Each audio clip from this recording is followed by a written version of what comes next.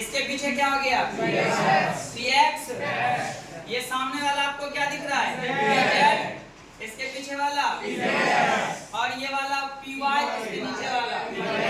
क्या ये तीनों एक दूसरे के म्यूचुअल परपेंडिकुलर हैं?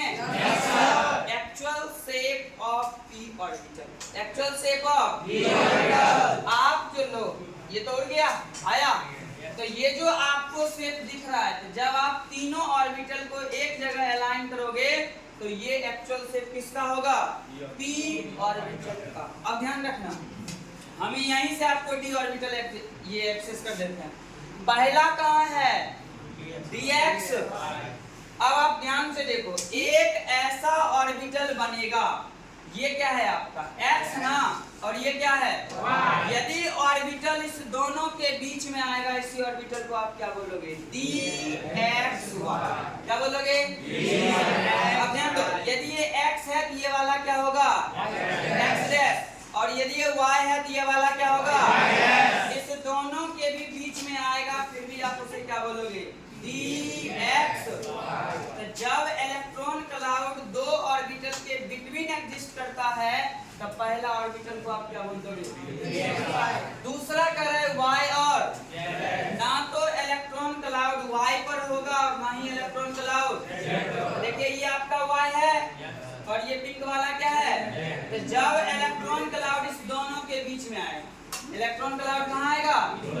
और आप यहाँ से ओवरलैपिंग, जैसे ही आप इसमें एक ऑर्बिटल को ओवरलैप करने की कोशिश करोगे, देखो ये दूर भागेगा, भागेगा ना।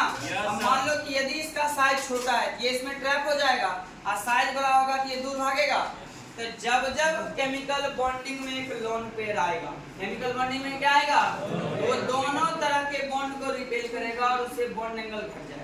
उससे बॉन्ड एंगल क्या होगा? लोन पेयर के आने से हमेशा बॉन्ड एंगल डिक्रीज होती है, कभी भी बॉन्ड एंगल इंक्रीज नहीं होती है। पहला ऑर्बिटल क्या होगा? dxy में जब एटॉमिक ऑर्बिटल x और y एक्सिस के बिटवीन लाई करेगा, तब आप उसे क्या बोलोगे? dxy। जब एटॉमिक ऑर्बिटल y और z के बीच लाई करेगा, तब क्या बोलोगे? और जब एटॉमिक ऑर्बिटल x और z के बीच लाई करेगा, तब क्या होगा? लेकिन ये पूछ रहा है dx² - y²।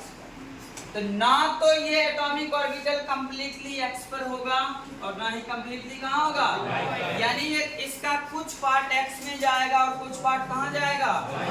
अब ध्यान दो, ये तीनों ऑर्बिटल एक्सिस पर है क्या? ये तीनों है क्या?